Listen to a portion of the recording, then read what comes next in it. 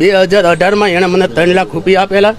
પછી 1 મહિના પછી મારી ઘરે 40 જણા આવેલા.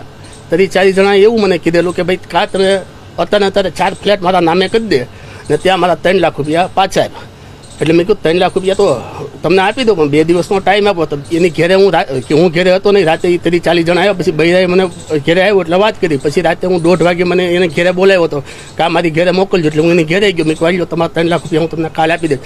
તારા અત્યારે 18 લાખ રૂપિયા વ્યાજ સાથે થયા છે. 1 મહિનામાં 18 લાખ રૂપિયા મારી પાસે લીધા ને ખા નકર ને એની ઘરે ગયો. પછી એના પપ્પા હતા, એને વાઈફ જે ઓફ થઈ ગયા, સુસાઇડ કરેલી એ હતા, અને એના ભાઈ હતો, અને લાલો છે ગોટી એ હતો, અને એના પપ્પા હતા, એના મમ્મી હતા, બધા હતા. અને એને ઉપરથી પેલા માળેથી રિવોલ્વર મારે માથે મૂકેલી, આમ બતાવેલી મને કે આગળ ફોડી નાખી છે કે તું મને 18 લાખ રૂપિયા તારે દેવાના. એટલે મેં લાલાભાઈ એના ભાઈને હવાલો લીધો. એના ભાઈને મેં 18 લાખ રૂપિયા 2018માં ચૂકવેલા છે. 3 લાખ રૂપિયાના 18 લાખ રૂપિયા મેં ચૂકવેલા છે.